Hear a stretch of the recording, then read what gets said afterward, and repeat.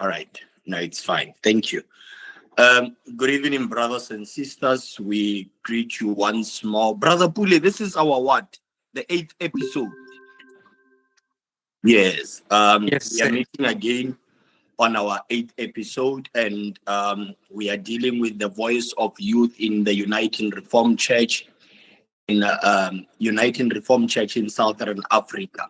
I'm just going to allow, before we start, I'm going to ask Sister Tobile Sitole just to open the session with a word of prayer. Good evening to you all. Is your camera working? Hi,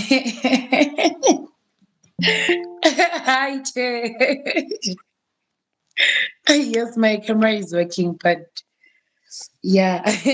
Amen. Amen. Can we all pray? Mninimandla wonke zimo namandla. Siusime lapha ebusweni bakho siphakamisa wena sithi akekho ofana nawe yiba nathi njengoba sizothoma umsebenzi wakho sihole ukhambe nathi kukhulume wena kungakhulumi imilomo yethu sikuba konke lokho ngoba sikwethembile siyathokoza ukuthi wena usiphephisile emini wasivusa ekuseni kungasikho ukuhlakanipha kwethu kodwa kukuhlakanipha kwakho. Heavenly Father, we ask that may you please be with us in this session. Kuthi laba abayikhuluma kungakhulumi bona ngikuba konke lokho ngoba ngikwethembile kungekho abanye ngikwethembileko. Amen. Amen. For those who do not understand, what language were you using, Sister Tobile? Ndebele or Zulu? Isindebele. Isindebele. For those who do not understand Isindebele, I think Sister Tobile was just opening the session with a word of prayer. But we believe we are in a very critical time where we are just waiting for the Holy Spirit. And where I've read somewhere in the Bible, they say when the Holy Spirit arrived, people started speaking in different languages. And, the Zulus were able to hear the vendors speaking were able to hear. So I believe each time we navigate through our languages, our official languages, the Spirit of God will assist us to have a better understanding. Colleagues, they say youth is the future, but in the church, youth is present. And I think that's why we find ourselves here. And with URCSA, with a deep-rooted history in terms of justice and faith, and our belief into the Belhar Confession, where we speak of unity, where we speak of reconciliation, this important aspect needs to be catered for so that we do not render the Belhar Confession a bit useless. So Timothy, or rather Paul, when he writes to Timothy, he says, do not let anyone look down on you because you are young. It shows that God is not sidelining youth, and neither should the church do that. We are here, Prof, to say that for the longest time, we know the church has been inviting people, or has been inviting for the participation of young people, especially in broader meetings of the church, where representation of youth in terms of 25% and representation of women, the church has been vocal on. But the reality of the matter, if you go down to your congregations, presbyteries, you do not see that happening. And in such a way, the church, or rather the youth, are unable to voice their challenges, but not only their challenges, to pave a future for them in terms of bringing innovative ideas, bringing fresh perspectives in the church. We are in a society that is forever changing, and young people, we believe, are able to help the church stay relevant while remaining faithful to the gospel. So this important tool, the voice of young people, it is actually crucial if we want to see the survival of URCSA. Prof, we are saying this because young people, and Sister Pearl, of course, young people are celebrating 30 years. CYM is celebrating 30 years in existence. And we've been trying to check if really in the past 30 years, did we bring a great change, or is our presence seen in the church? And that is why today we just want to reflect on that. But you would understand, members of the meeting, that of course I always say this conversation was not tabled for me to discuss with our guests and moderators, but rather we have invited them to share a deeper perspective in terms of the position of the church with reference to the voice of young people. I'm going to take this opportunity and hand it over to Brother Edward Pule, our Secretary General. He indicated that he's experiencing load reduction and he might not be able to turn on his camera, but he will be introducing our guest and our moderator and our guest, of course, and from there, he will then welcome them to this platform. And just after that, Brother Pule, please allow the moderator and the guest to engage in this meaningful conversation. Until we meet again, thank you. Thank you very much, the chairperson of the session, Brother Tebogo Mokapa. Good evening, everyone, and welcome. It is a great pleasure to welcome you all to our 8th online conversation, hosted under the topic, The Voice of the Youth in the United Front Church in Southern Africa, URCSA. Mudlastilo, today we gather here not just for another dialogue, but to open a sacred space, a space for reflection, challenge, and visioning, a space where the voices of our young people can be heard, taken seriously, and honored as co-shapers of the church's present and for the future, of course. We are especially blessed and honored today to have the two important contributors who will guide us with this conversation, in particular looking at the wisdom, the passion, and the purpose. Let me firstly introduce the moderator of the session, Reverend Professor Modise. I take it that we all know Professor Modise, all of us here who joined this call. Reverend Professor Modise Leepo Modise was born in Ecumenical location near Bloemhof in the Northwest Province. He is married with 2 children. He started his schooling at Matlajaneng Lower Primary School. He then proceeded to Tamagane Higher Primary School, and he proceeded to secondary education in Bethel High School, where he actually matriculated. Post-matriculation qualification, Professor Modise has obtained the following qualifications. He had obtained Bachelor of Arts with the University of the North in 1994.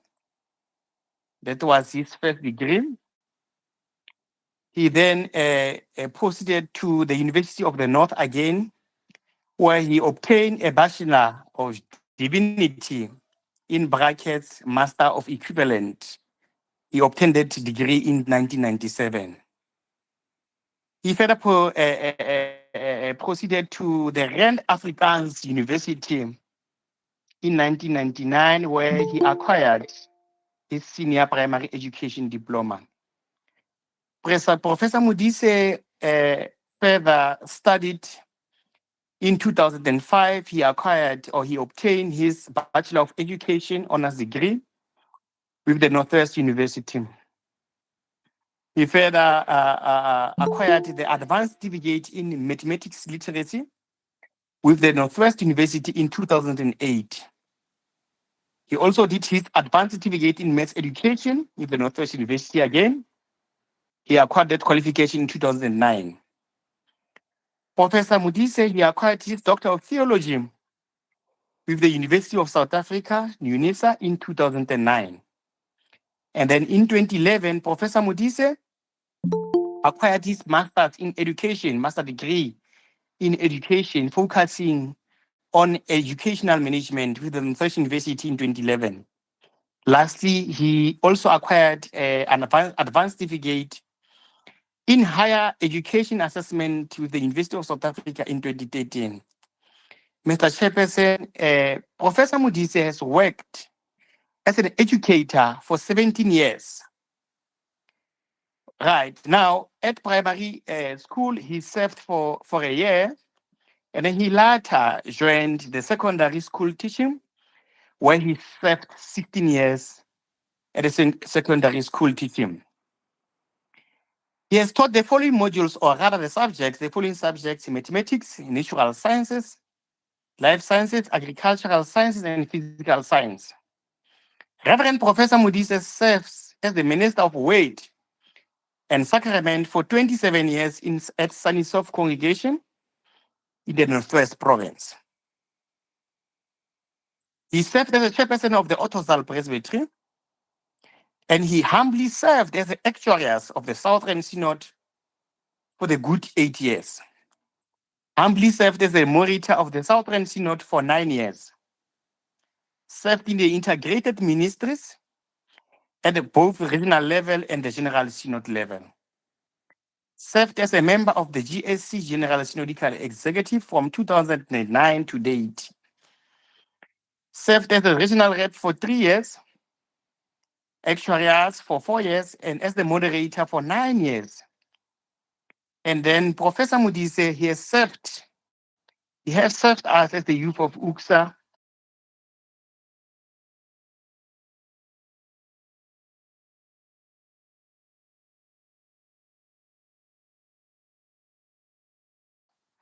He started there from 2011 to date. He has served as a senior lecturer from 2011 to 2015. Served as an associate professor from 2015 to 2018. And now he's a full professor from 2018 to date. Professor Modise has authored 2 books and has served as an editor for 1 book. He has published more than 30 articles and more than 5 book chapters. He has supervised to completion 15 PhD and 5 master's degrees candidates. That is the conclusion of the bio for our professor. I'll now move to introducing Mrs. Pearl Rankapole. Mrs. Pearl Rankapole is a wife and a mother of 3. She's an industrial psychologist with a passion in organizational performance and employee behavior. She holds 3 degrees with the University of Witwatersrand and, of course, University of South Africa. She's an URCSA member by birth. She was a member of CYM for 19 years and served diligently through the structures of the ministry. She has served as a member of the Ministerial Formation Task Team, that is MFT team, for both the South and the Northern region between the period 2014 and 2018. She has served as Secretary of the Church Council at URCSA Sinchuron Congregation. By God's grace now, Mrs. Pearl, she's currently a member of the Christian Women's Ministries, the CWM. Mr. Chairperson, as I conclude, with these incredible voices leading us today, we look forward to a rich, honest, and hopeful conversation. Let us listen actively, engage respectfully, and allow this moment to be a step towards a more inclusive, responsive, and youth-affirming church. Without further ado, I'll now hand over to our respective moderator and the guest to continue with the session. Let's all free to engage in this conversation and take part. I thank you. Thank you. Thank you very much, Brother Tuli Ramatige, my secretary. Brothers and sisters, good evening. It is indeed an honor and a privilege to be here with you this evening. Thank you so much to the Central Executive Committee as well as the Central Executive for allowing us this opportunity to speak this evening between myself and Prof on this very crucial topic about the youth having a voice within URCSA. Prof, I am so excited because today you get to call me moderator, as I will be moderating this session. And I would like to humbly put it to you that you refer to me as moderator, please. You can greet us, Prof, so that we can get into our conversation.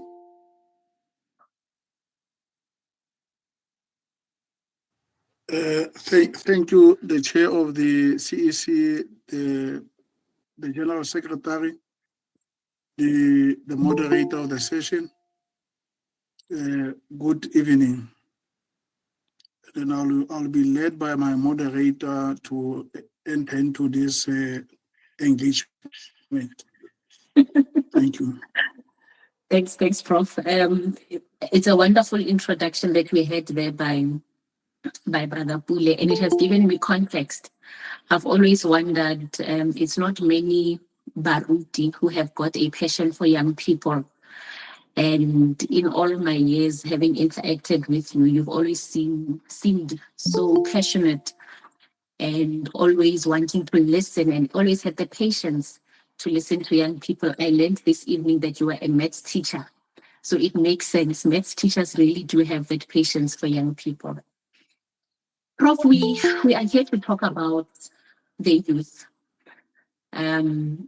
While the conversation is going to be centered around the context of URCSA, I want us to first look at how we define or how we identify who youth is outside the context of church, so that when we take it into church, which is a social construct, we compare how youth are expected to behave outside the church and how they behave within the church context.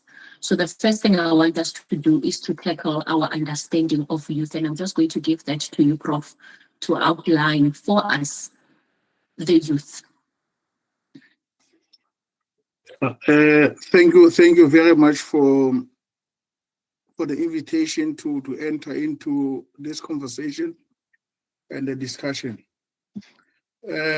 Firstly, as the introduction has been done, I've been engaging with youth as a teacher from the primary school up to the tertiary institution.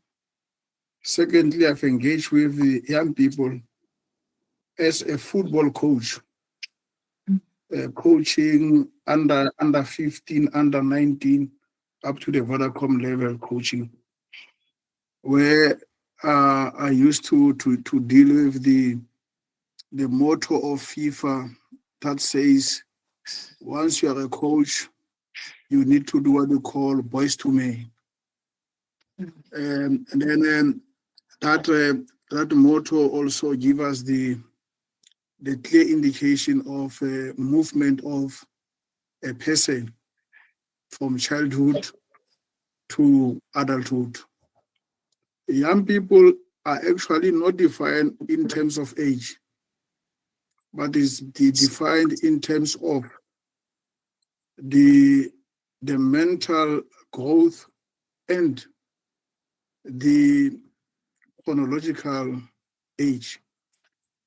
In other countries, they might take another dimension of a youth in terms of age. Others will not.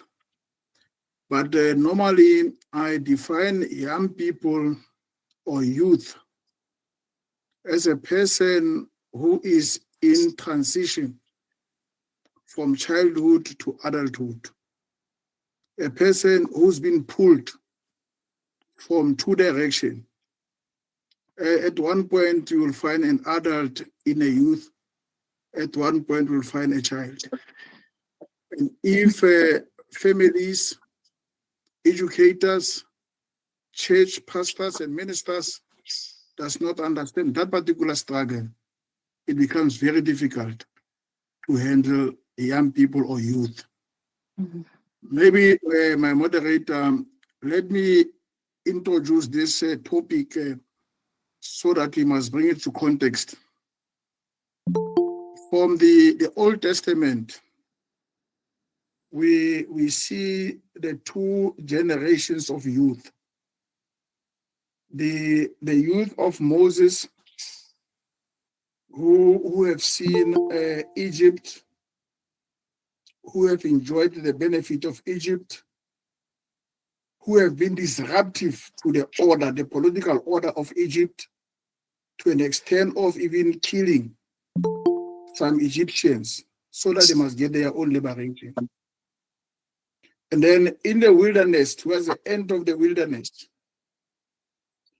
after 40 years, which is, it marks another generation, we see the youth that are hopeful, the youth that believe in themselves, believe in the environment they see, and that we see in Joshua and Caleb.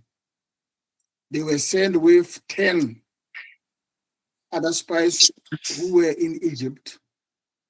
And then Caleb and Joshua were not born in Egypt. They were born in the wilderness.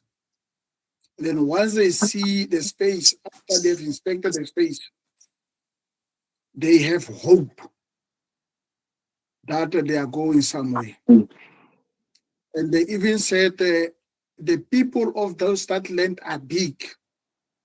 It means even the houses that we are going to stay in is going to be big houses. Even the graves will be big. That's hope. In our context, we had the youth. Politically, we have the youth of the 1976 to 1994. The youth that were very resistant to any structure that is being seen as oppressive, even the church itself. They were resistant, resilient, and disruptive. And from 1994, we find the youth that are the youth or innovative youth that wants to engage, that wants to dialogue, but the same attitude of the 10 spies give despair to those youth. So in short, the youth are the people who are transiting from one point to another, and they're struggling to reach their point. And then as an African, we Africans, we don't believe in future. There is no future in Africa. That is why we don't have a being. There is a past and present. And then this past and present is being lived in a community. And this community, we are saying, is a community of the living and the dead. And those who will be born in this community. In other words, once you are in this community, you are part of the community. You are not, there is no individual. So we cannot, in an African context, identify an individual as a youth. We identify a member of a community with a particular responsibility that will assist the elderly, and the elderly will assist the senior citizen, then they will ask the strength to the ancestors, and then we end up here. There is no future. Even those will be born.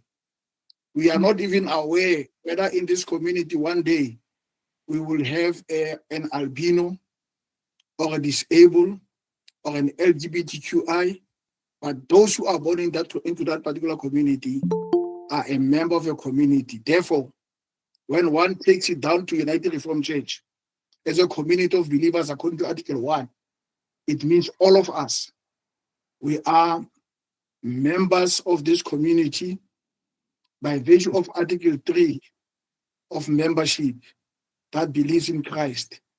Therefore, if our understanding is that United Reformed Church is an African Reformed Church, and is a Christ people-centered, then we need to distribute the responsibility equally amongst ourselves. I will guide it by your next direction, my moderator. Okay, thanks, Prof. Yeah, thank you so much for breaking down the different paradigm shifts that we see in terms of the youth between the different political phases that you have highlighted there. I have got a particular interest in socialization contributing to our conversation. If we look at, and I'm glad you brought in the element of us as Africans, if we look at the way in which we are socialized, we are obviously first socialized in the household. And as young people in a household, in terms of young people having a voice, would you agree with me when I say there has been a lot of research shown that historically up to the early 90s and maybe even late 90s, there has been a social element of youth or young people being filtered by socialization of their parents. They know that they're not supposed to comment on such a thing. They don't have a say in terms of what we are eating tonight. They don't have a say in terms of whether they are going to an event or Saturday or not. And would you agree that that generally then socializes a young person to believe that they have got limited right to have a voice? When you are introducing the issue of voices, and then you started from the family, then it is very much important that we tackle the plug-in points in terms of how to handle young people. How to handle young people. The first thing, the young people has the voice for a cause. Has a voice for a cause. The voice for a cause, it means the young people want something to believe in. They want something to belong to. And the first something or cause that they need is a family. But what brings them out of the family, it is what you call their idealism. The idealism of the young people. It is not wise as a family or as a church to generalize about the attitude of young people, because they are prevailing and they are dominant mood, vary from generation to generation. And sometimes we are living in a very complex communities or societies where our African way of doing things has been invaded by the Western cultures and mode of operation.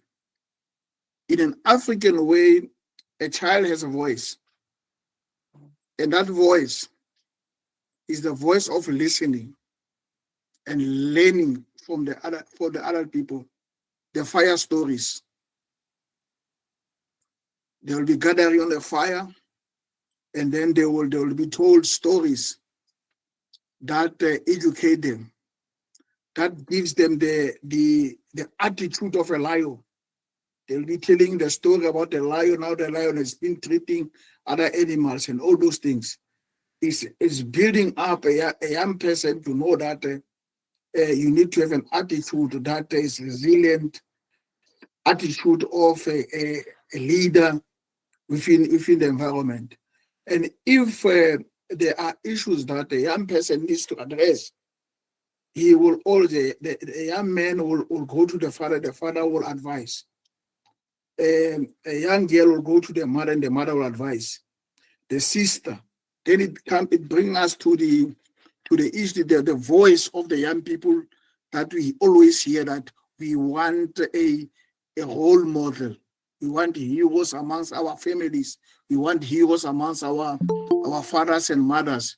We want heroes amongst our brothers and sisters, because they are the ones that give them the voice. But the dictatorship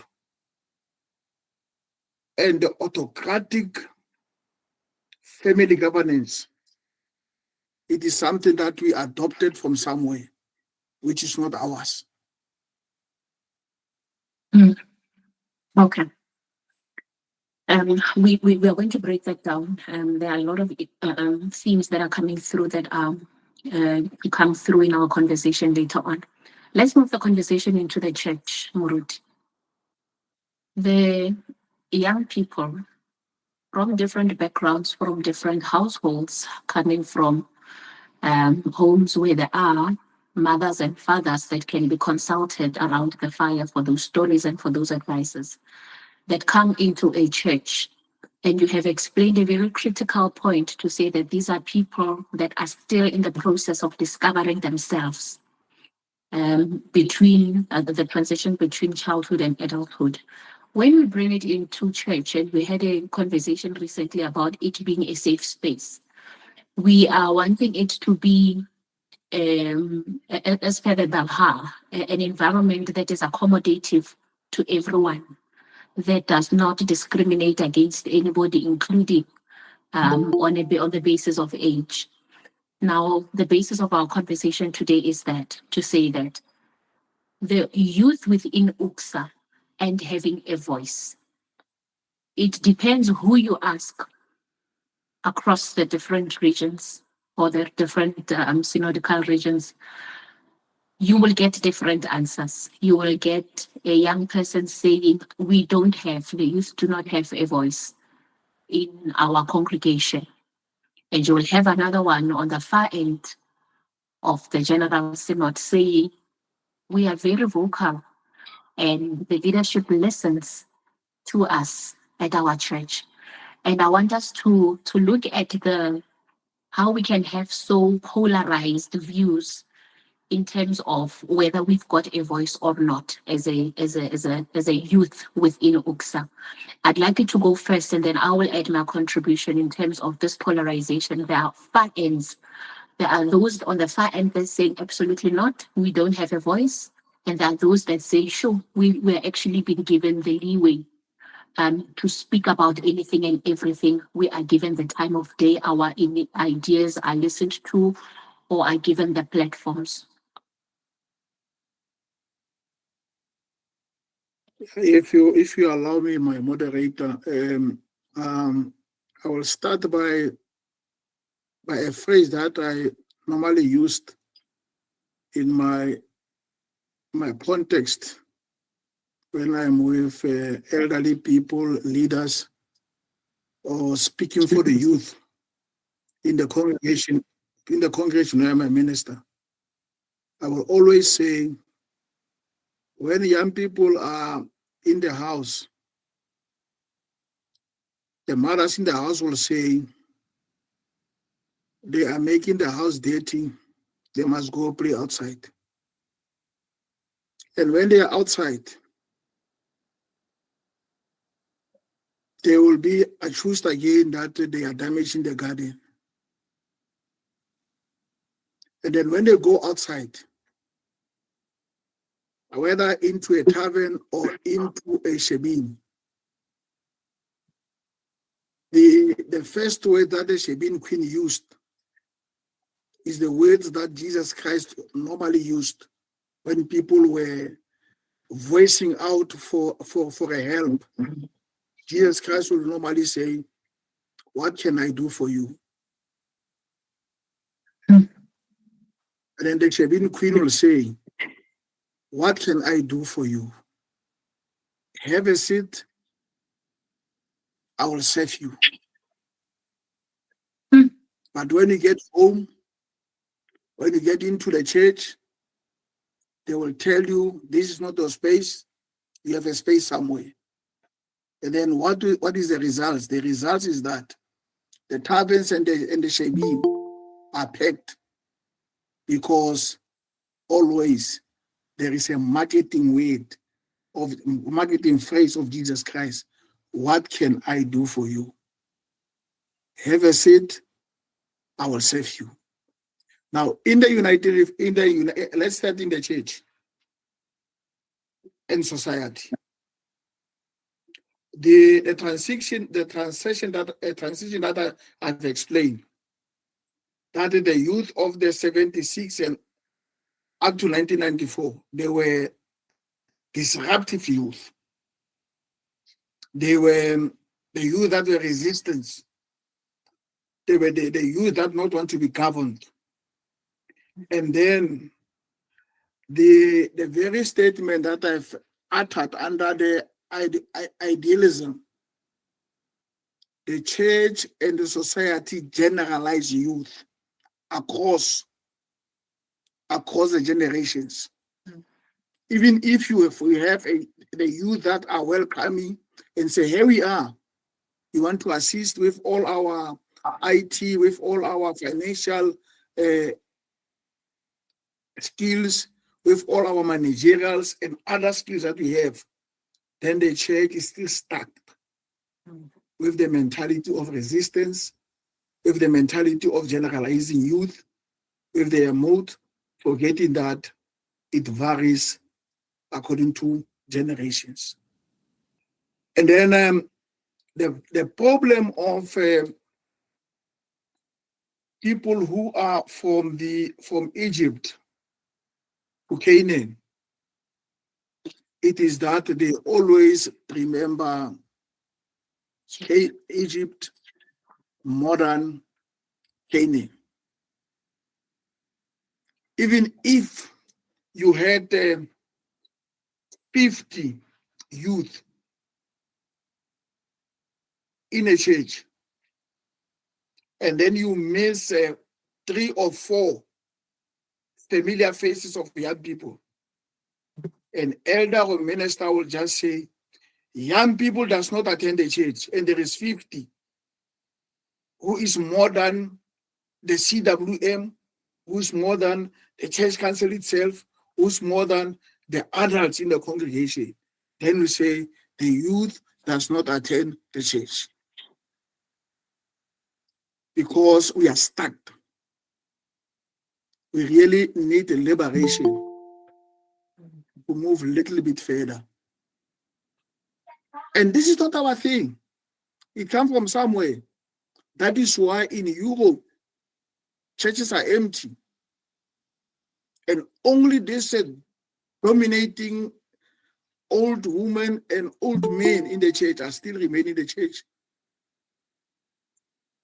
But normally I say to people who are oppressed or who does not receive the justice that they need, that the only danger that you do to yourself is to leave a space, is to leave the space. If you are not comfortable, and then you leave the space because you are not comfortable, then you become comfortable. Young people need to occupy the space, need to teach us that we are Africans, and this church is a community, and it's a community of the living and the dead, and those who will be born. And amongst the living, we are here.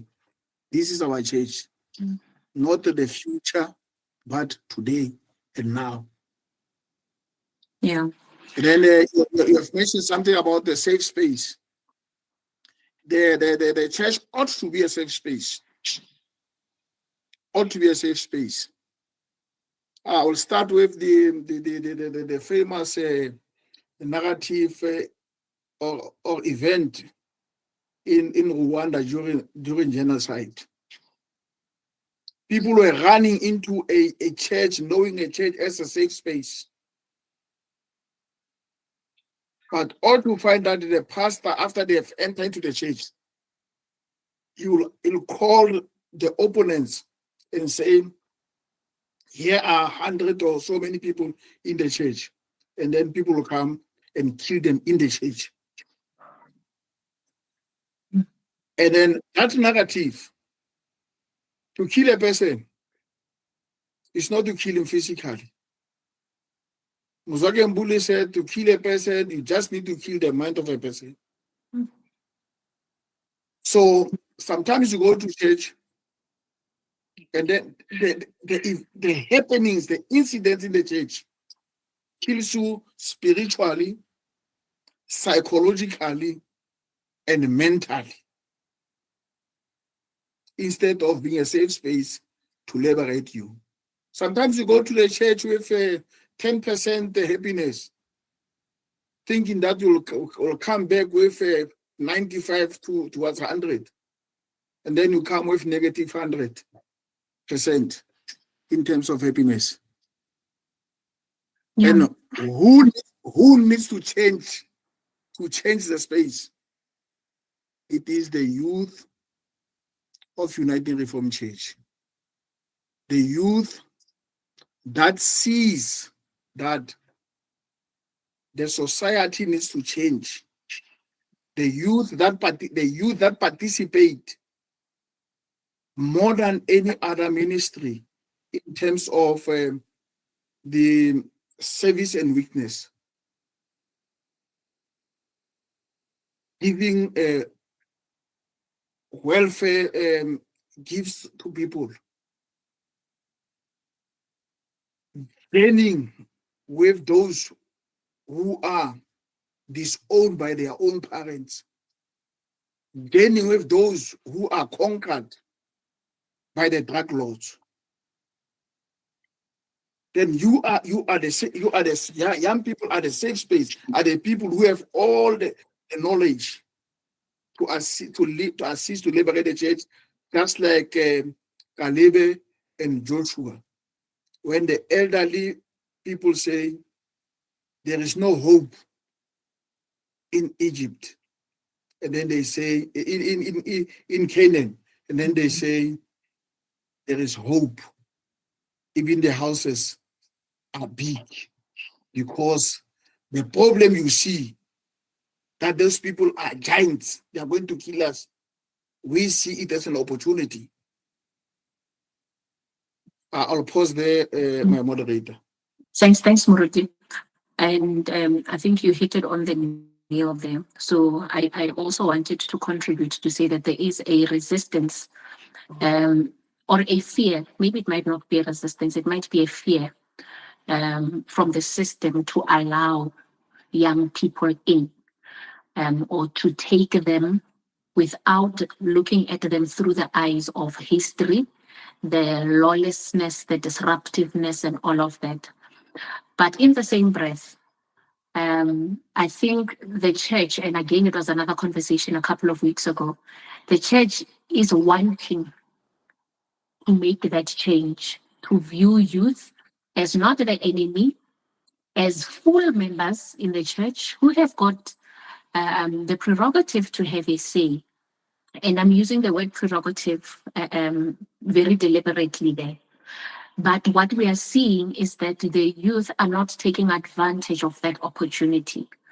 There is a decision that was taken at General Synod many, many years ago. It's a song that we have been singing, especially in the CYM, to say, we want to see numbers in the church councils. We want to see youth occupying at least 25% of the seats within church council members.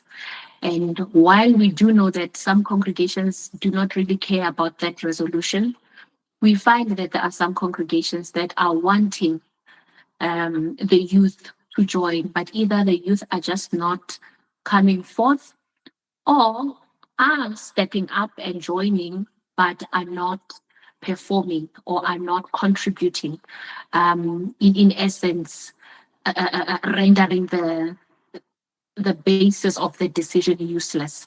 To say we want the youth, but the youth is just coming as a body, leaving behind the political wokeness or the youth relevance or innovation that could bring in those young people that are on the verge of walking out because church is not meaningful to them, but they rather sit and do nothing.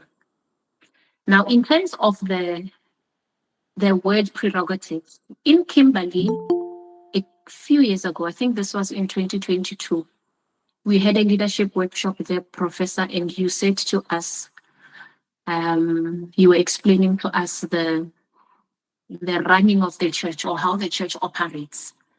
And you mentioned that the church operates from a meeting where people come together and discuss or discern and take decisions. And that is how the church is run. And since I heard that, it's 3 years ago, it's always been something that I've been observing now to say, Muruti is right. The church is run by a meeting that was set. But there are regulations in terms of who attends those meetings. We can say all church meetings are open, but there are regulations that govern who attend those meetings that make decisions. And from my observation, that resistance that we were talking about still prevails. That if you attend a presbytery sitting this weekend, let's assume there's one sitting this weekend, you will find that there are no youth there. And these are members who were delegated from branches or from congregations to come and represent them. So there are places where the system does not do justice to this voice that we want the youth to have. Because if the youth are not in those meetings, how then are they contributing to the preaching plan or how the liturgical calendar for the year is going to be relevant, or how the SNW missionary projects are going to speak to things that affect youth, the unemployment rates that we see, the slow uptake of businesses or entrepreneurship that we see in our young people. Where will they feature if young members are not in those meetings? Yeah. Already you have intimidated me by using a big word, a prerogative. So we are always intimidated by the level of intelligence. Muruti, are you also resistant to young people? Are you looking at me through that lens? No. Listen to me. I said I'm already intimidated by the word prerogative, and then the change is difficult, and there is always resistance to change. And the church, when it change, it take a decision, but it does not manage that decision. That is why there are so many decisions that falls along the way. Immediately after taking a decision of 25% youth and 25% women, then that decision should have a rider. A rider that says the Synod approves that we elect a task team that will train trainee from the General Synod to train the Regional Synod, the Regional Synod to train the facilitators in the presbyteries, and then the presbyteries will now run with the training to workshop people how this decision will be implemented. It remains in the book. The other thing, when we are at the seminar, we are not taught many things. We are not taught. We are dealing with human beings. We are dealing with a group of people who is a community. We are dealing with behaviors of people. But group dynamics organizational behavior, psychologists and others, it's not part of the curricula. But what brings the challenge to be resistant, sometimes we want to be partners with youth, but we are not on the same par with them. Sometimes in certain regional synods, there are governing elders that treat ministers as employees.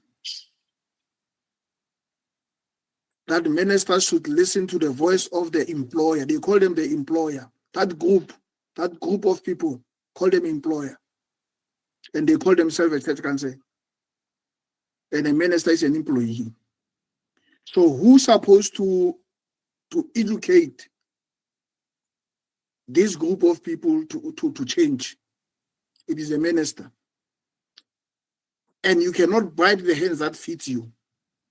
At the end of the day, people compromise ethics and morality in terms of financial benefits. It's what Paul said, people are teaching according to the needs of their stomach. So the resistance, again, is being made. We as comrades, members of the Youth Congress, when the ANC were out of the country, we used to sing the song that say, "My mother was a kitchen girl, and my father was a gardener." That's why I'm a communist. And to become a communist, it is to liberate that mother and the father that was a gardener and a kitchen girl. And then CYM sings a song that says, "My mother was a CWM. My father is a CMM. My sister is CWL. That's why I'm a CYA." The CYM part of it, that you take it from our slogan, it needs to bring the liberation to our own church council members, who are the members who elect members. Myself, let me put myself into perspective. I think I'm one of the first who have put young people into the church council. And then the warning that I received, was that, you see, Mugut, you put this ones into the church council. Tomorrow, when they fight you, we will be watching you. Along the way, we engaged. They were very robust. in debating. And I was also robust in debating with them, because I understand the church, I understand the youth, I understand their music, their taste, their context. I even know what's name man. I know those things. Then when I engage them, then the elderly people say, "We have told you." But as a minister who knows youth, I know that I have to acknowledge the areas of disagreement and acknowledge the areas of difficulties. And I need to be flexible. And at the end of the day, what we're seen as a fight, I turn it as an opportunity. The next thing, I establish a project. We work together. We are together in this thing. At the end of the day, the church start to grow. I think I'm the first.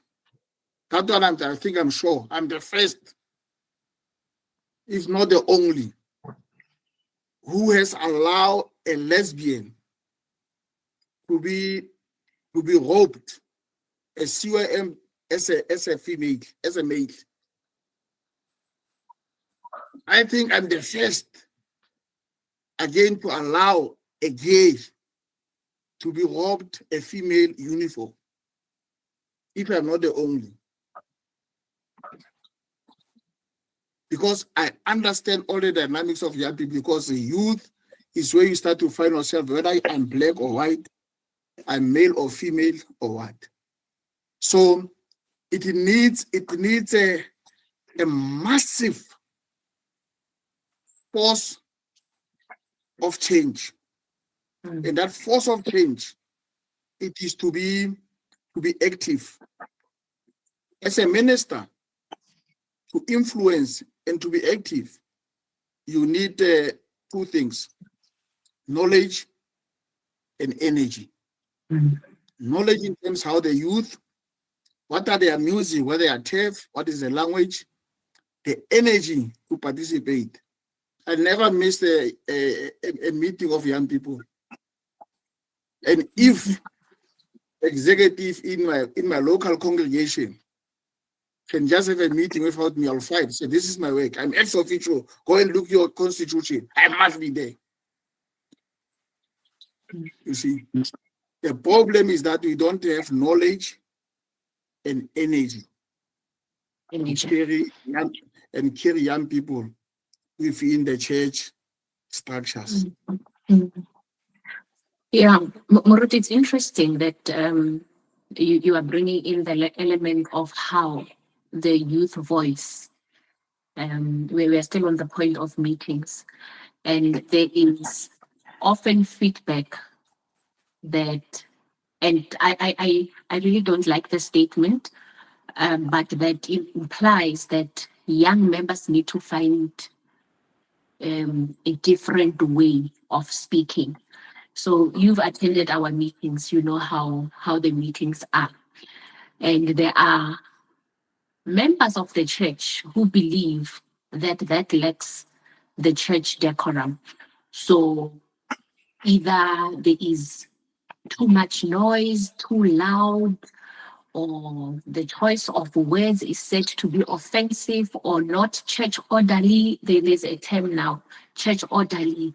The way the youth conduct meetings or pass through their messages are seen to be offensive, which may be related to why the expectation would be that young people will fight with you if they are put into the church council. Would you agree with that statement to say that youth are out of order in terms of how they carry themselves in meetings, how passionate they are, and I'll use the word passionate, how passionate they are and how expressive and how perhaps direct they are when dealing with matters that are on the table pertaining to the church? Is it offensive? Is it too much? Is it something we need to consider? The world we are living in was built out of chaos. If people feel that the youth are chaotic in meetings, in that chaos will build a transformed, progressive church.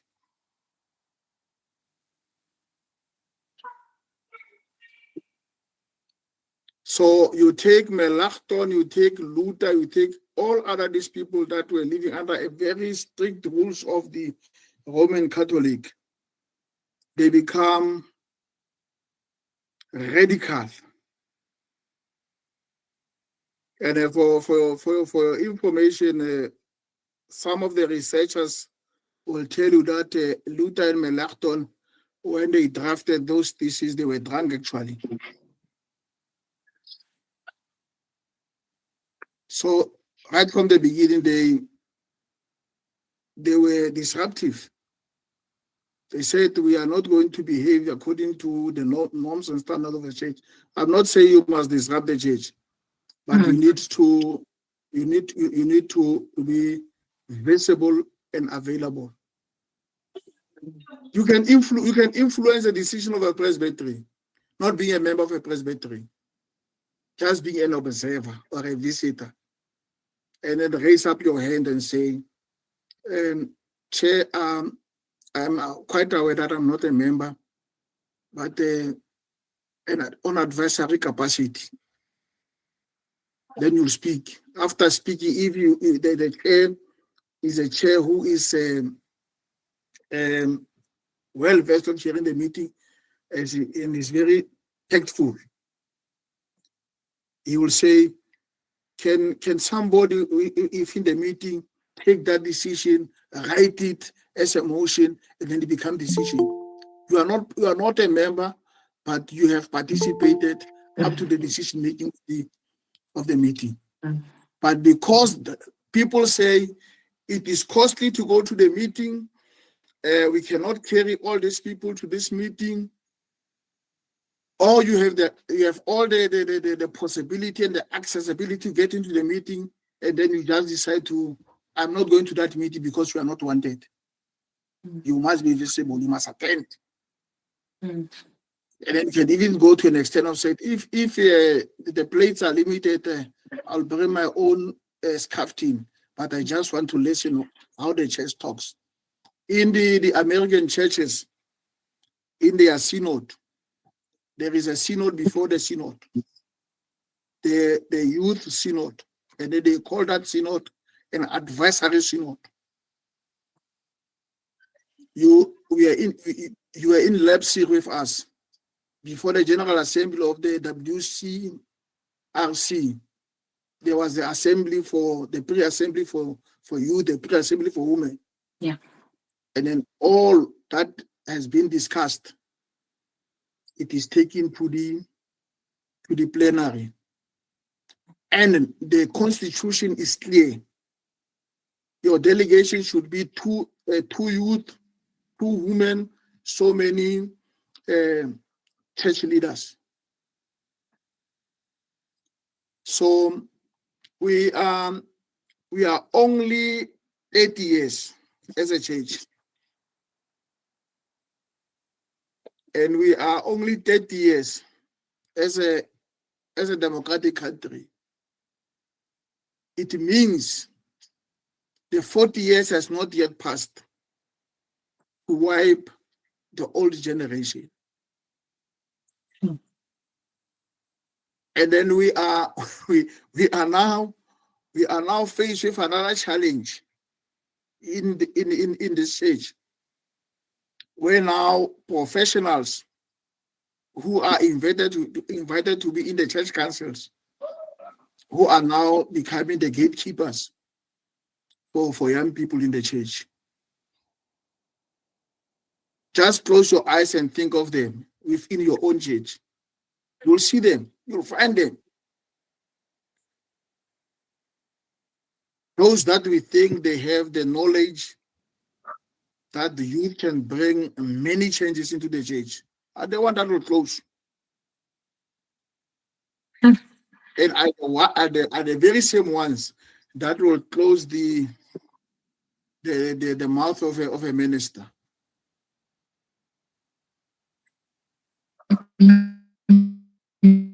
So our problems are mounting every day. Are mounting every day. But what I can say is that we need to be visible. Your voice must not be a voice like a letter. It must be a voice that has legs. Yeah, no, definitely, Moruti, you are right in saying that our problems are mounting. But similarly, I think we will hold on to the hope that we are still not yet at the 40 years for us to go over this wilderness that we are facing right now. And there are big strides. And I see we are running out of time. We're going to be taking questions. So the listeners can start posting questions in the chat box. We can also celebrate the strides that the CYM especially are doing or are taking in terms of having that voice, having a cause to live for. I think in the last 10 years, significant growth in missionary work done by the youth, and this is of things that are meaningful to them. We are seeing the big campaigns that are run against gender-based violence. We are seeing the big outreaches that are done where the youth are going to donate sanitary pads where they are identifying a need, donating school shoes, having the back to school campaigns. So we are seeing that the voice of the youth is present and they are doing very well in missionary. I think what we need to then take from this conversation is that to stand fast in the hope that the 40 years is almost up. We will be seen in the eyes of participants that also have got good intentions for the church. I want us to talk about, there are many instances, I'm just going to pinpoint a few, many instances where the youth feels that the church pulls them back or holds them back or censors them. A couple of examples that I can give you, and you may not have been in those specific meetings, but when you walk into a congress or a conference, which is being constituted or supervised by members of the congregational ministries, CMCM, you find harshness.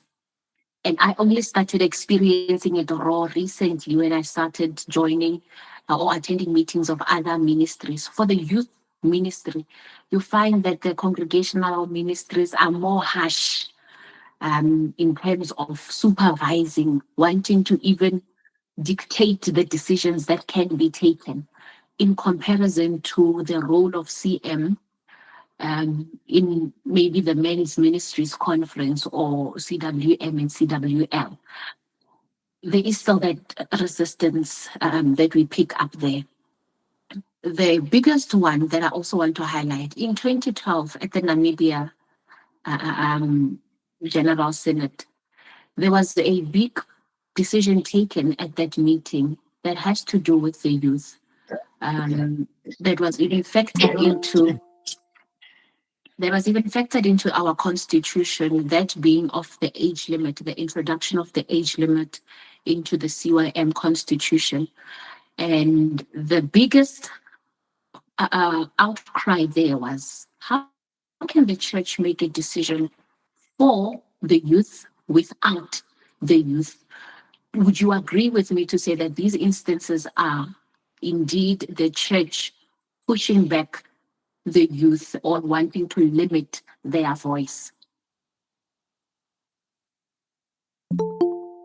Yeah, maybe to correct that decision is the decision of 2008 Hamaskran. And then it is very surprising that that decision, it goes also with a decision that says the church must appoint a youth minister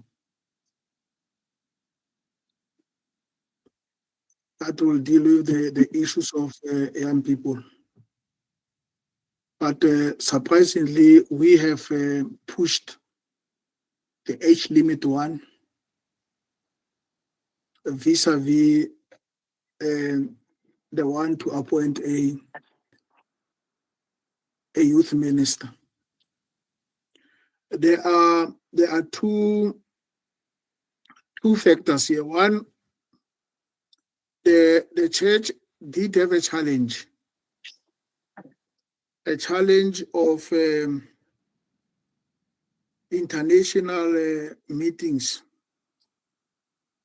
where the invite will be saying a young person should go. And then the United Reformed Church will send a person who's over 35. The 35 is not our thing. Our thing is 30. Our age limit is 30. I'll explain that.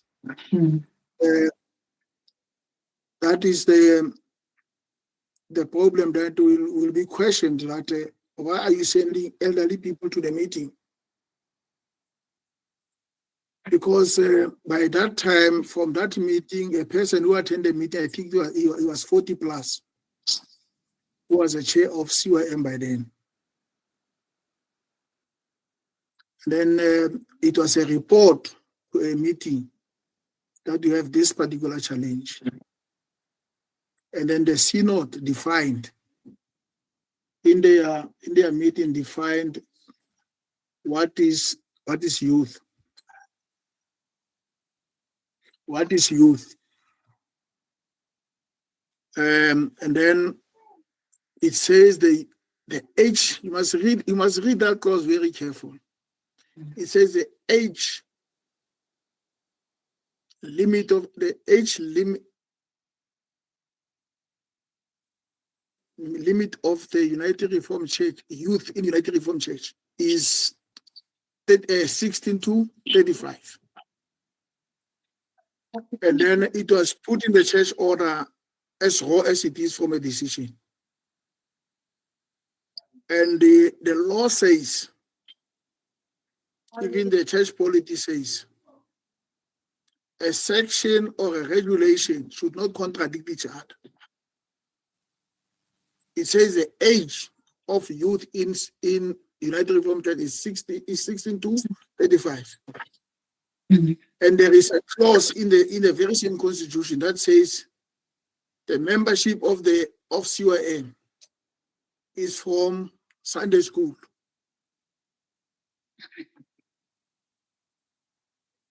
Is from Sunday school. Yeah, I think it's a Then if you say a CYM, Christian Youth Ministry, then you said the youth age is 35, 16 to 35. Then the Sunday school and the catechumen are out. That's point number. Point number two, it is the level of maturity. When you reach 30 and beyond, you become matured. And then you can argue maturely. You can match the discussion and the debate. You can even overpower us. Therefore, we need to limit that power. You see, I'm open and frank, and you need to limit that power by telling the age to younger people that we will manipulate their meetings. We will do whatever we want with them. yeah. But the reality of the matter, age limit in the Dutch Reformed Church in Africa, that has become United Reformed Church after a meeting with the Dutch Reformed Mission Church. It has not started in 2008. Yeah. We used to have only two ministries, which is MBB and CFFA, the one that we call CWM. We didn't have any other ministry. So during that time, a female who is an MBB was allowed to be an MBB up until the age of 30. If he reached the age of 30, then that person, there were two ways. Either he exited the church because he's angry, don't want to leave MBB, or he was forced to be robbed, the CWM, CFFA. That is the first historical fact of age limit. Yeah. Either if you become married like Pearl, then you don't have a choice by yourself to go to CWM. By virtue of being married, you need to be CWM. Yeah. So Prof, the issue is not necessarily. And the second point of age limit was Bloemfontein. I think it's 1999. That has established what you call the MBB in the Southern Synod. After 1999 Congress, then the Congress take a decision that when you are over 40, when you are 40 and above, you can't be elected in executive. It is a history. So it's good that you put the history first and you workshop people in terms of that history, you dialogue, we engage before we implement. Thank you. Yeah, so the issue is not necessarily on the decision itself. The issue is the decision and the people who are affected being far from it. Remember, as a church, we were wanting to not let people walk out to go to wherever, whether to the garden or to the Shebi. When a decision affects people, there should be some introduction of a change management, whether it is a consultation, whether it is a session just to discern and break down the historical conversations around why and why not, to ensure that the moving forward from that implementation is seamless and it does not leave anyone out. But when it happens without that interaction with the young people, it becomes forced. It feels like you are pushing certain things to happen and people don't have a choice. They must just agree or ship out. And unfortunately, a lot of people did ship out because of that. But I'm happy for us to move on that one, Ruti. We are out of time. I'm seeing more cameras are coming on. I don't know if it is Brother Pule. Are we okay to take questions, Prof? We can go to questions. Maybe question will assist us to explain a little bit further some of the issues. All right. I'm not certain who is managing our YouTube. Brother Tabiso, can you just let me know if you've got any questions on YouTube? I'm not seeing any on Google Meet.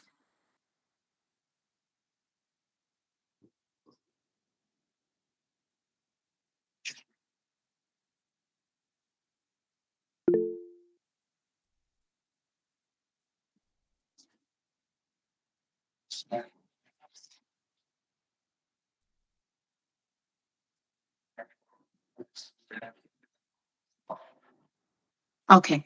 Sister Honza, while you are getting ready with the comments, I see Dr. Manana's hand is up. Brother Kosnati, you can come through. Thank you, moderator. I hope I'm audible. Very audible. All right. My question or my concern, it's good to have Prof. Thank you, Prof, for your wisdom. My question is because I feel like sometimes the voice of young people is suppressed because the system tends to be clogged at the end, where you have elderly people who are trying to remain relevant to the church. And there's no other way or to go when they leave the church council. Then in order to remain relevant, they stick in the church council and they clog the system. I wanted to check, is there a way of probably giving the elderly some functions so that they can be busy with something and leave the church councils? Okay. Thank you. The question is noted, Brother Manana. I think it's not even about looking far. The church order is clear in terms of the terms and durations and how many terms a person can serve. Prof will take this one for us. So it's not a matter of us finding them a hobby to keep them busy. Prof? Yeah. Education. We need to teach our people how this church operates. A church council member is called by God. And then the members of the meeting recognize whom is being called. And then they invite that person to be inducted as a member. And then when the term of 4 years ends, it is not necessarily that the calling of God is being removed. The calling of God remains. That is why we don't say your term cease as a member of the church council. We say you rest. Mm. And then the Dorothy church order says, resting, let me say it in Afrikaans, maybe you will understand me better. Arrestende ouderling is a dienende ouderling. A resting elder is a serving elder. Mm. How does it happen? Resting elders are advisory board, let me put it that way, are advisory board of the current church council. If there is a discord between the minister and the current church council, or there are disagreement, they cannot find each other, the meeting should adjourn. And then that meeting should call a consonant, and the consonant should call the resting elders to come to deal with that matter. And then this one who are affected, they are out, and the resting elders will deal with that matter. But because they don't want to rest, they take all the responsibilities that is assigned to them, and they leave us with a problem of not having another views from the people who are outside who can assist. Hence, there are so many conflicts that can not be resolved in church council, because the people who have caused conflict are the very same people who are supposed to resolve those conflicts, instead of the resting elders to come in and assist and out. And at any time, you are free to come into a church council meeting. And if, for argument's sake, a financial of church council members take a trip to Durban, and then they all die in an accident, the church supposed not to be closed. Immediately, the resting elders should take over and run the church up until the new church council has been elected. They have a space, an honorable space. Yeah, no, I agree with you, Prof. I think the only issue, and then I think I understand the dynamics that Brother Manana is raising, is that they don't want to rest. They don't want to be resting elders on the bench. They want to be the treasurer, the secretary of the church council for 20 years. But yes, it's more education and us coming in to infiltrate that knowledge to our elders. Sister Khonse, are you ready for us? Good evening, Rankapole. We don't have any questions. It's just more of comments. So yeah, I think it's just members applauding to say knowledge and energy, youth synod, advisory synod. So it's just positive energy that is being sent through the site. So we don't have any questions. Thank you. Okay. Great stuff. I just want to check if I'm not missing any questions here on Google Meet. I'm not seeing any hands.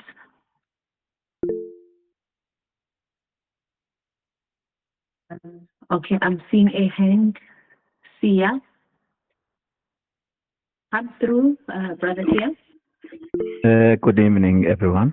I hope I'm audible. You are my brother.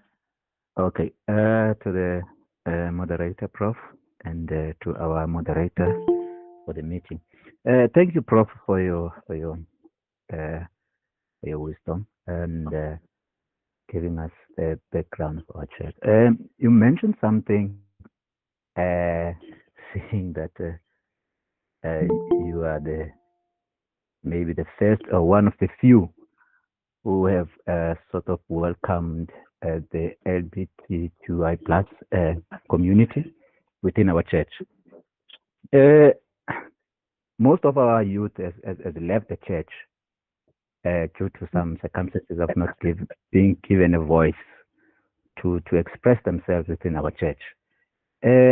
Now, the issue of the LGBTQI plus community. We find most of our females dressing in male uniform attire. So we find the male ones maybe being addressed to as mufumatsana or sister or something, and most of them are not being welcomed within our church. And this discussion has been within our church for a longer time. Maybe started around 2005, 2008, which is at the general general meetings, synod sittings. How far is the church? How far is the church within that of welcoming our brothers and sisters within our church? I'm so very much glad or happy or proud to hear that maybe you're one of the few that are there who have even robed those people. And the last, or maybe my last, it's a comment, it's not a question. In fact, this one is on the matter of the welcoming, that welcome word. What can I do for you? Our churches are not welcoming. And it starts from what Brother Ngosnat just said, that we find elders who are sort of like, as you've mentioned it, who are becoming a padlock into giving the youth a chance to come in and serve within the church council and staff. And those people are the very first people who are not welcoming. That is, now our churches have less youth per se, and the numbers are still deteriorating by day. I think that is as much as I can say. Thank you very much, Moderator and Prof. Thank you very much. Thank you so much, my brother. Thank you very much. Prof, there's a question in terms of LGBTQI. I will allow you to respond, but I just wanted to caution that we will not derail too much from the topic at hand, being the voice of things. The question is, how far are we in terms of this discussion that has been going on for 20 years now? Yeah, one thing that there are the far right and then the far left within the United Reformed Church and the moderates. The far right, they are saying God has created Adam and Eve. The far right, they are reading into Judges 19. The far right are reading into Leviticus. And then the far left are saying the church should be liberal and inclusive and affirming. And then these two poles is difficult to come together. The far left, they will say the church is not welcoming the LGBTQI. The far right will say the church is very lenient in terms of the LGBTQI, but the position of the church is this one. One, we accept LGBTQI as members. That is the policy of United Reformed Church. On decision from Hammarskjöld, from Peter Marisbeck, Hammarskjöld, as our members, and then we are detected by the Article 4 or Article 3 of the Church Order and the Belha Confession, Article 3, that says membership in the United Reformed Church. There's only one condition: believe in Christ. On that, we accept them. We did not take what the question is to say why we are not totally accepting them. The question is on marriage and ordination. Now, I'm not speaking as a moderator, I'm speaking as an academic now. Marriage, we need to question first, has God created marriage? Or is Adam who has started a relationship when he said, when he wake up and see Eve, the assistant, and then he said, this is the bone of my bones. Who has started the marriage? Is it a temporal? Is it I'm speaking as an academic, not as a moderator. Is it God created? And if it's God created, then it needs to have one stencil.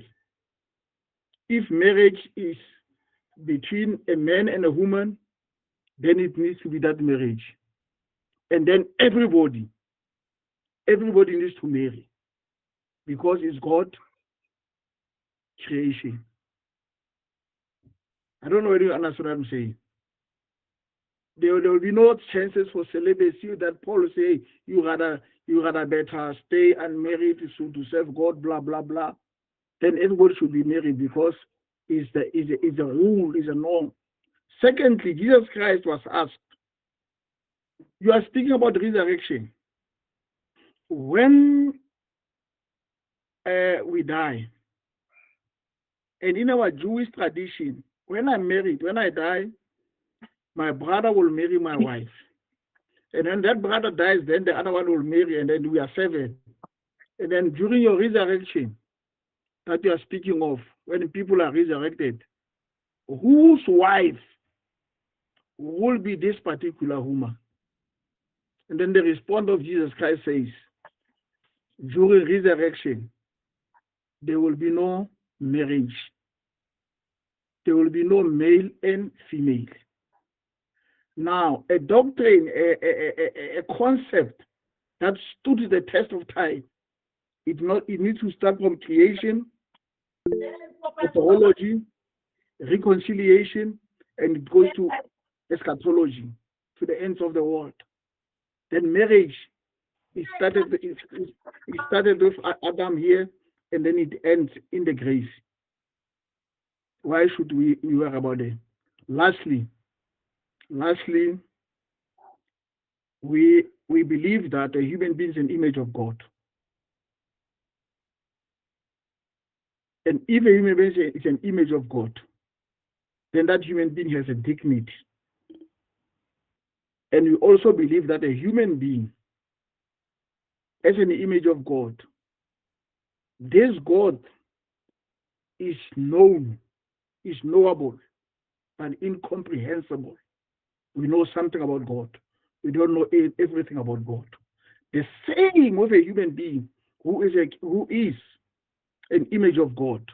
There is something that we know about a human being. And we don't know in totality about human being. We struggle to understand. We struggle to understand even our own gender as heterosexuals or homosexuals. And God explained himself. He said, I am who I am. He didn't allow Moses to go and explain who he is. He said, I am the only person who will explain myself. Journey with me, and then you'll see who I am. Therefore, the image of God, we just need to journey with this I am, and then we'll see who they are, whether male or female, hetero, homo, whatever the case may be. Now, education. Yeah. So that's a profound response, Prof. Thank you so much. I see the chairperson of the CEC's hand is up. I don't know if he's got a contribution or a question, or whether he wants to take back his meeting. No. Yeah. Thanks, moderator of the session. It's early for me to take that meeting back.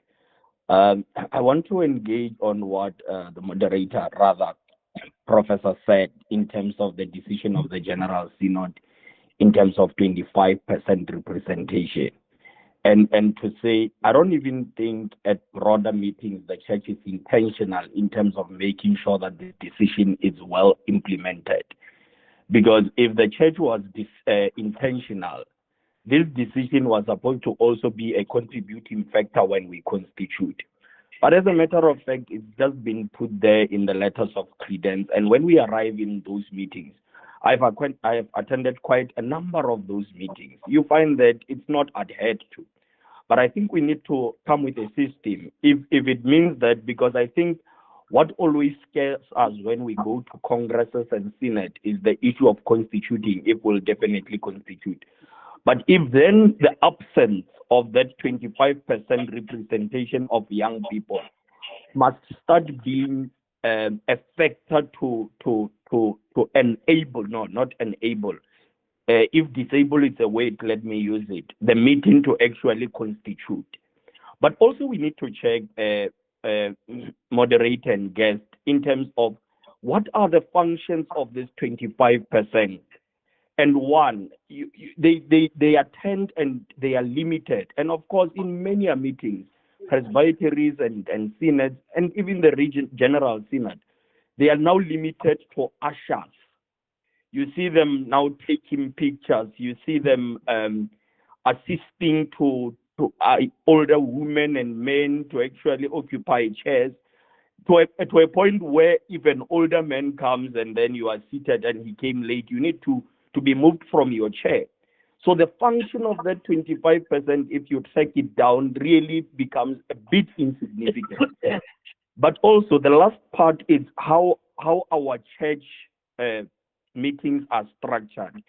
And whereas, Sister Pearl, we are respecting and upholding the order and systems of our church meetings, and particularly, like I say, the Presbytery Synod and General Synod.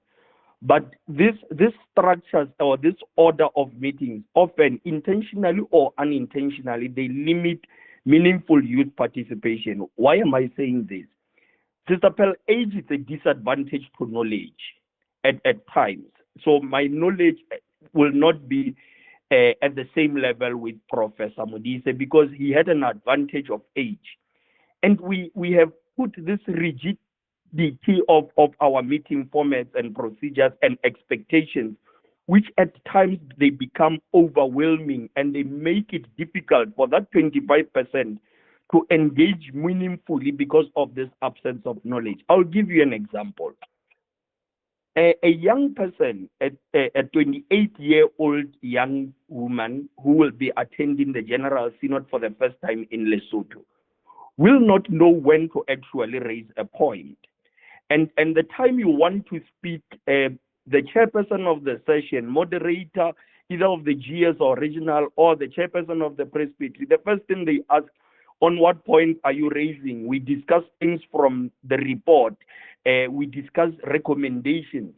Now, you are dying inside with something that really can assist the chair. But because of the absence of knowledge in terms of how church meetings are conducted, you don't know when to put that issue and when not. And you find that this 25%, that person will attend that meeting for 7 days in Cape Town, and he or she will leave without even uttering a word, because these systems are just too rigid. In presbyteries, it's even worse at presbytery level. They can finish the entire meeting speaking in Afrikaans. Werk schema, and we don't have that knowledge. Now, if the church is intentional, the church needs to say, at some time we need to, I don't want to say close the church order, but we need to just give a report that God is still with us, because we run a lot of politics, litigations in church meetings that often issues that are affecting young people, they don't find their way to the agenda book. One, it's also the difficulty in terms of how do I present an issue to the meeting, because you need to take that through the presbytery, regional synod. At the end of the day, as I conclude, the 25% is rendered useless because the systems of the church does not necessarily allow young people to engage, or else therefore they are just going there to assist, carry water and biscuits. But whereas we have this allowance, but also if the church is intentional, and I think our ministers are culprits in this. They have associated themselves with chronic, I don't want to say chronic elders, but when somebody doesn't get off a treatment, that treatment becomes chronic, where they are not even correcting it. They are very much comfortable. You have this one Muruti, I will give an example of Muruti Modise because he's here and understands young people. Muruti Modise has been driving every time with Elder Taviso. Ever since I was born, we know Muruti Modise will come with Elder Taviso. But Muruti X, YZ Montra does not say, Muruti Modise, you need to account. Why are you not changing your credential letters? I tell you, I've seen, ever since I attended Synod, I know a regular face that you will see in the Synod. And the church does not want to speak against that. And there's no one at a lower ground, at a congregational level, who will be able to call out that it's out of order if the church at a broader meeting is unable to discipline and call those people in order. Thank you, Chair. Thank you. Point well noted. Indeed, it is true. Just also maybe to add on to your observation, while we know and we do take advantage of the open meetings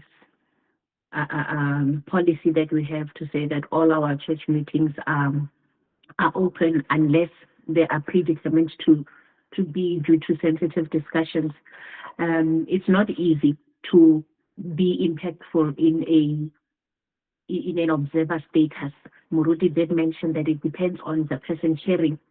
Sometimes you are told to be quiet, you are disrupting the meeting, you are not even a delegate. And now it's true. From Saneshof to Saneshof, always Reverend Modise and Elder Manana. It's true, we do see that. I'm interested in hearing your comments, Muruti, whether there is any, and you did highlight this, that decisions are taken, but the implementation thereof always lacks. Is there any possibility of us taking this representation of 25% youth and women into constituting our meetings at presbytery level upwards to General Synod? Okay, let me first start by these two concepts. The legal entity and the legal persona. The church council is a legal persona, and then the congregation is a legal entity. So the legal persona will take decisions based on the approval of the legal entity. And how does the legal entity approves? The church order says the meeting of a church council should be announced 2 consecutive Sundays. The purpose of that announcement, it is for the legal entity, the owner of properties and finances, to approve. And when you are silent, you have approved. So when delegates are going to a regional synod, the first one, you give the church council authority to have a meeting on your behalf via that announcement. And then when they come back, they're supposed to report.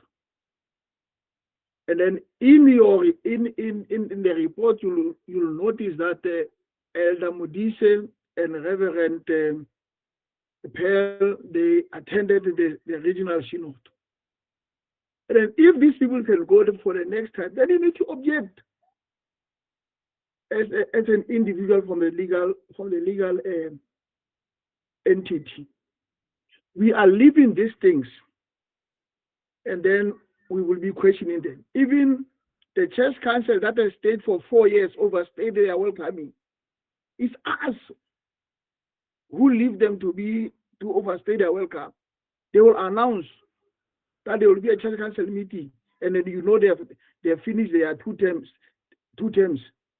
And nobody raised an objection. That okay, we'll allow you to.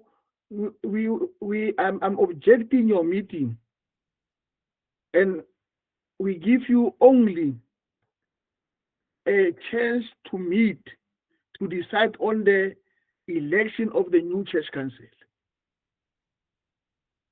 because it's the legal entity that gives the legal persona the permission to run the meeting. It's us congregants who are not in the church council who allows the church council not to have 25%. Because the church council that was supposed to have 25% after the first 2 years, then when they elect, and then you are giving the list of elected members, and then it's not 25% unless you don't know your mathematics. You cannot do your mathematics on the list, or you don't know your people in the church. That there is no 25%.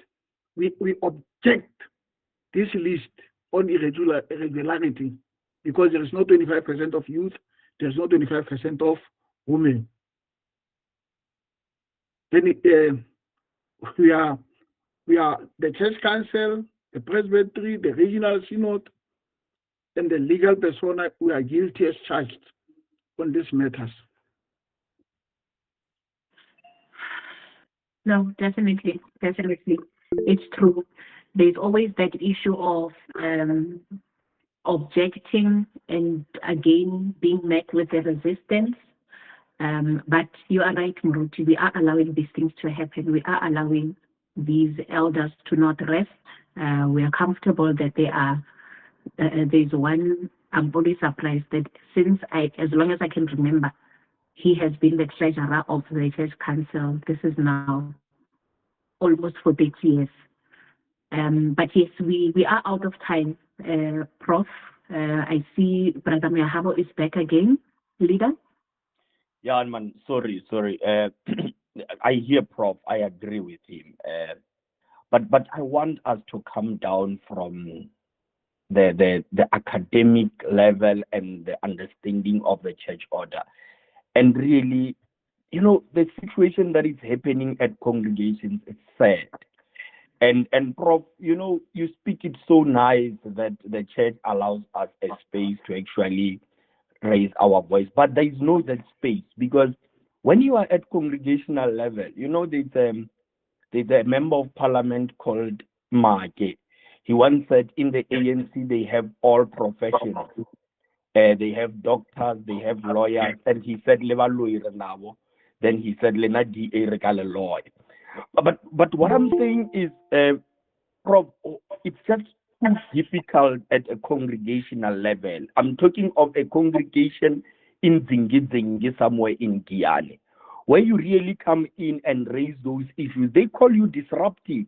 Many of the members that joined today's meeting, I know they are very same church council actually labeled them as people who are disruptive, who think they understand the church order better than anyone, because the system is just too complex. I'm saying, Prof, maybe one day you must drive down from the GS and just come and see how are your congregations behaving. Of course, if the church order allows you, but I think you have that privilege in terms of performing oversight. One day you just check and measure if really the decisions that are taken at the General Synod are well implemented. It's going to be difficult for Brother Thabiso Butani to force the Church Council of Mamelodi to implement those decisions. He will find himself out. So I'm just saying, maybe, Prof, you must do monitoring and evaluation from the office of the General Synod. Come down and see what are presbyteries really doing. And you might find the issues that are in many regional synods where we are having litigations and others wouldn't have if you really come down and say what is really happening on the ground, or else it's just the same old, we are not going to win this. We need your intervention, Prof. We need the intervention of the General Synod to make sure that young people, I think I'm not trying to close this, but we are crying out and something like that. And we are saying to you, it's not happening. We are failing. We have failed to bring young people on board.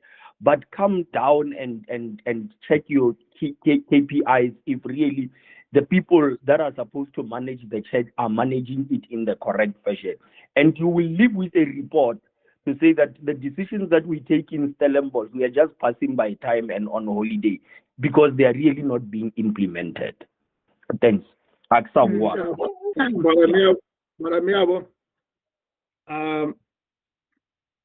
thing that I'm going to assist you with is that with me, I'm very flexible and liberal, but I will never divert from the operation of the church. The first synod that established the Nederduitse from the Kerk, the Emden Synod, the synod that was held by the exiles from Netherlands, who were persecuted by the Roman Catholic Church. It says there are three things that brings the unity into the church. One, the church order, the decision of the synod, and the Presbyterian synodical system. So the monitoring and evaluation, it is a function of the presbytery via the report. But the system, our system is clear, nice, more democratic. The problem is only that you get into a presbytery or into a regional synod where there is a cohesive leadership, where we are friends, and then we suspect judgment, and then we live as if things are normal, even if they are not normal. Or you will be in the presbytery or in the synod where it's hostile. People are hunting each other.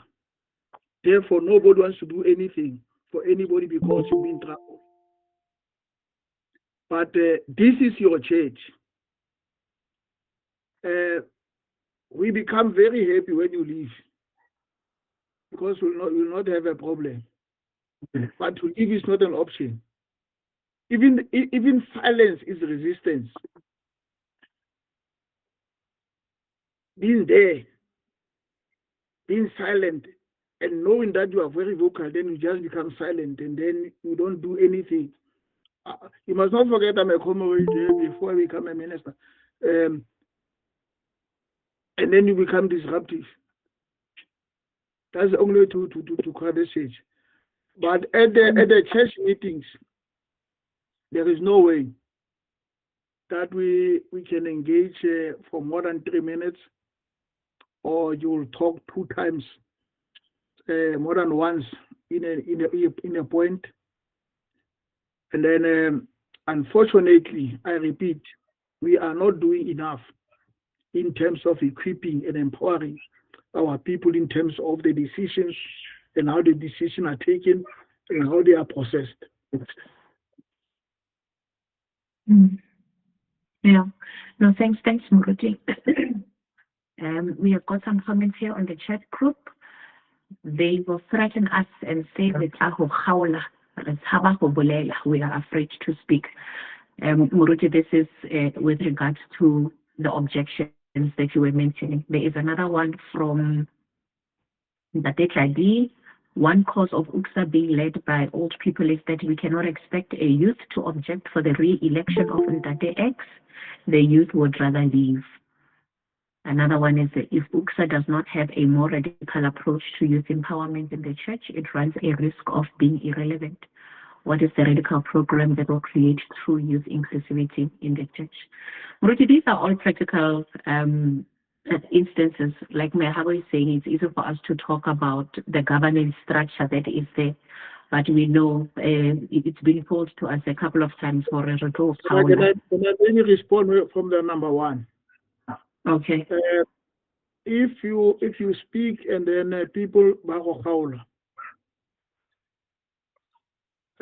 you still have a recourse, which is to appeal to the presbytery,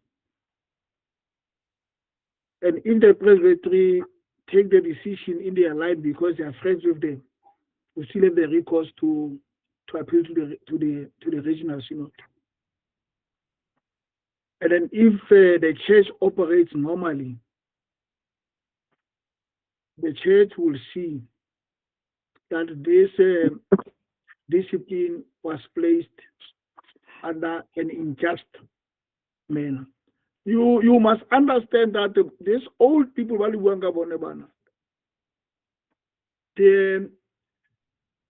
were, I want to speak nonsense now, but let me just see how to say it. They were taught and trained by the missionaries. And these white ministers who are serving in the black communities were inferior ministers as compared to the ministers of Dutch Reformed Church. Therefore, you have to create a group of people that will understand you according to your little IQ level that you're having. And then the only way to survive is to be oppressive. And is to say the church order says 1, 2, 3, but you'll never quote the regulation or the articles what says. But now the very system is being operating by these old people. And then unfortunately nowadays we are having the CYM members who are ministers. And then they are trapped in the very same system. They can't even utter a word. And we have a case study within our own regional synod, where even they find young people being vibrant in their congregation. And then those ministers from the CYM, now you must assist me to understand now. When they get there, then they just become just as us, old people, and even go to an extent of killing their own ministry that has raised them. So yeah. The issue of Ntateka Dimono, I will not say anything any further from now. I will close my response by saying it's Ntateka and the person was speaking about the radical approach. I will close my comment by saying we need to be re-educated in the line of United Reformed Church, because we are just like a new wine in an old skin. The old skin will always dilute the new wine with the old wine that is remaining somewhere in the old skin. We need to be re-educated. And then I agree with the person that he says we need a radical approach. Not a radical approach necessarily, a revolution to turn things upside down. But you see, you'll send Ntate Mehabo to a synod having good points, but young people lacks what we call emotional intelligence. You'll be giving good points, but the emotions that carries that good points throws all the good points away.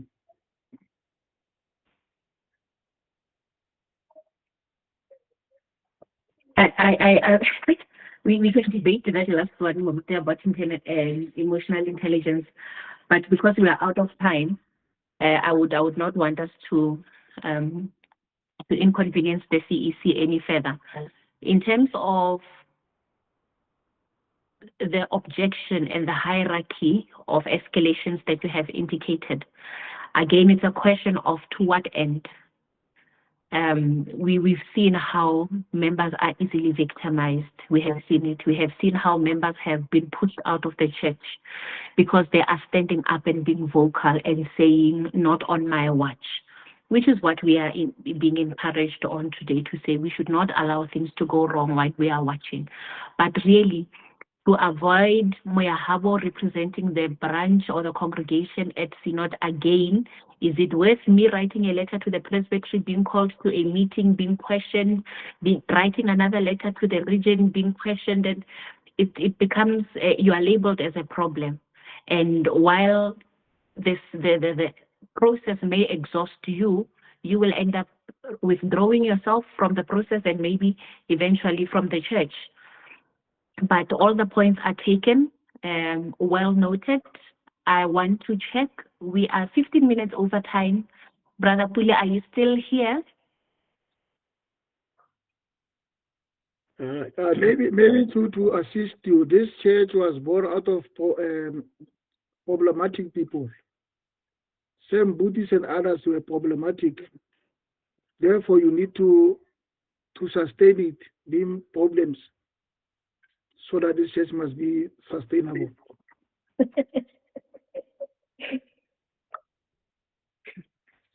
Brother Pule? I'm not sure. I don't think Brother Pule is with us. Maybe you can just indicate, moderator, if you're done, so that we take over the program. Yes, we are. Just on a parting note from myself, and I will also hand over to Prof. Modise to do a parting note. I think, if anything, this evening we are getting some encouragement as young people to say that we are on a journey of fighting the resistance that has been labeled, of washing off the paint that we have been painted with for so many years, that has resulted in us being met by resistance from the leadership in the church, that has resulted in us being robbed of spaces where impact can be given from us as young people, where we have been reduced to ushers and water carriers in the church, where we have got so much more to offer. We do see the good work that the young people are doing, and going forward, it's up to us to ensure that that minimum of 25% of youth within church structures is present and is working. We have got a huge talent as a youth. Muruti knows it. We all know it here. We have seen the wonderful things that we can do as young people, the courses that we have ran, the buildings. The CYM is even giving away homes or building homes for people. There is a lot we can do when we put our hands together.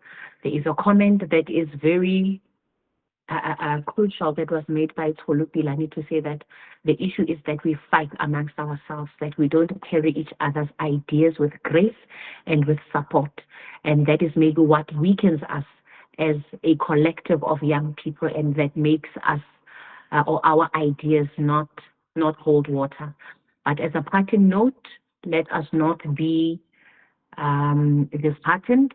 As part of the recommendations we will be handing over at the end of this journey, my wish is that the General Synod be held accountable to the implementation of all the decisions around empowering the youth in the church.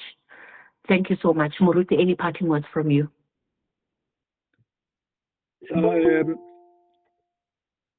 I have emphasized one word throughout, that education is power.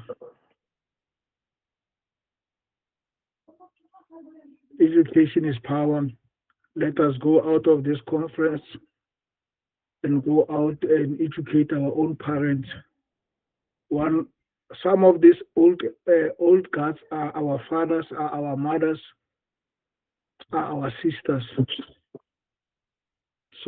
we need to educate them. So we need to deconstruct the constructed mentality that the church belongs to the elderly people.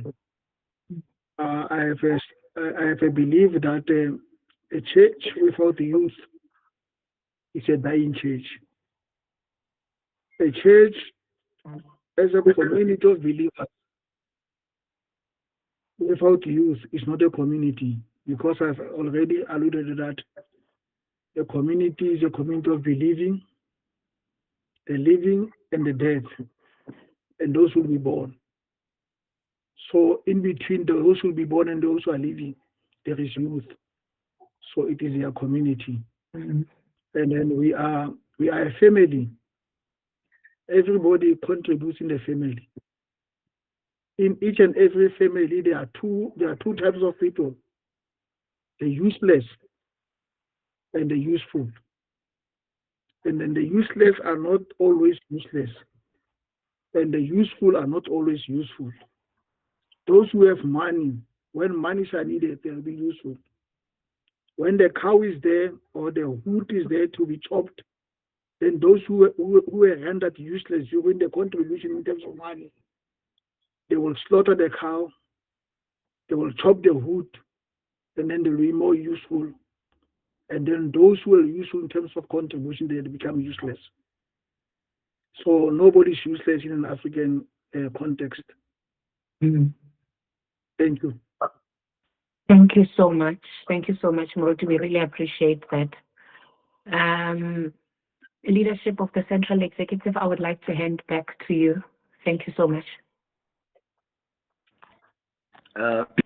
No, thanks, moderator. Thanks, guest, for really giving us, this is knowledge, and Hosea says people perish because of lack of knowledge. And what we are trying to do, Muruti and Sister Pearl, is that these conversations, as we tackle them, we have seen a gap that young people are leaving the church, youth exodus, and we are just trying to close that gap. But also, Prof, you must understand that we are celebrating 30 years, so out of all these conversations that we had, we'll submit a memorandum, our 30 years memorandum, that really would be summarizing what we have discussed, and we hope that the church will be ready to welcome it. If the church is a body, Prof, then young people are not just fit for the future; they are the heartbeat.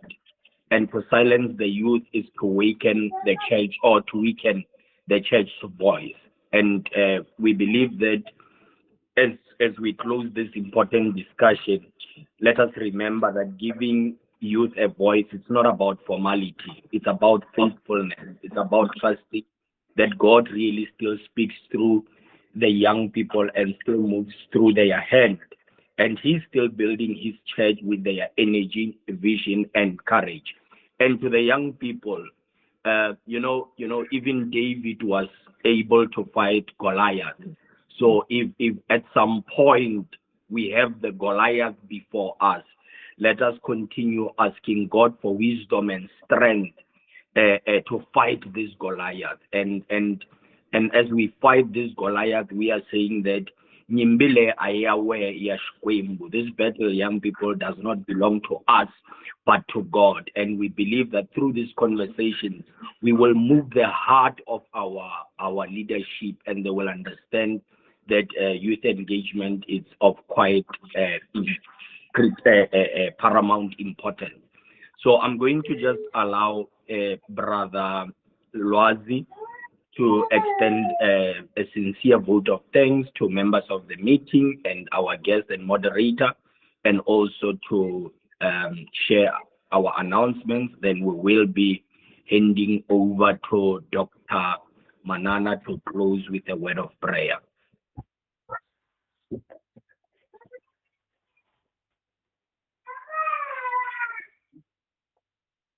No, thank you very much, my brother. Greetings to everyone. Maybe one need to take this opportunity and agree that indeed it was a truly insightful and maybe one would say an empowering session we had today on this sensitive topic.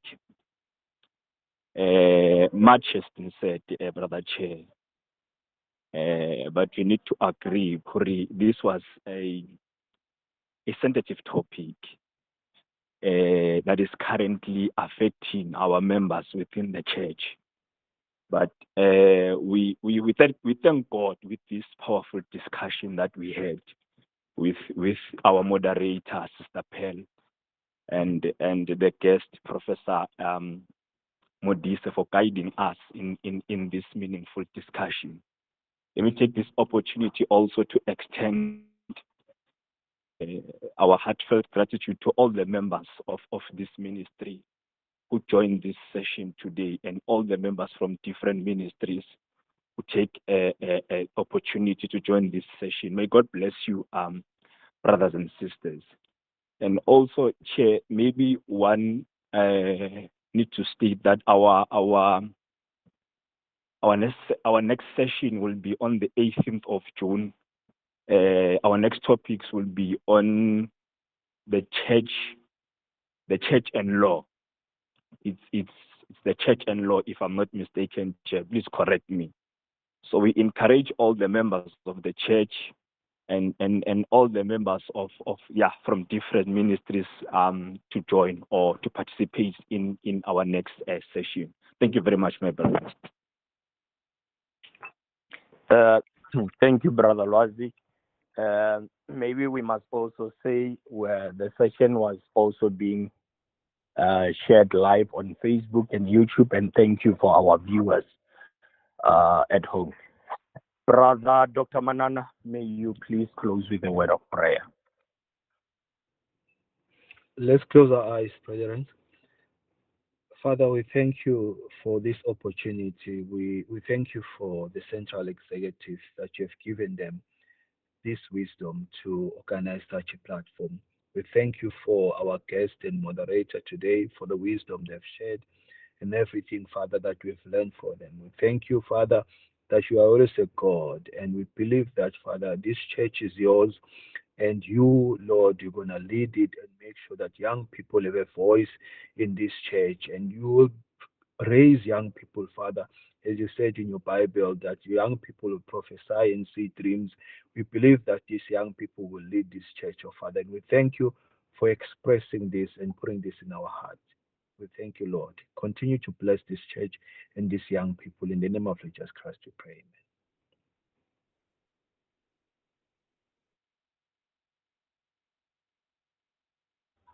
Amen. Amen.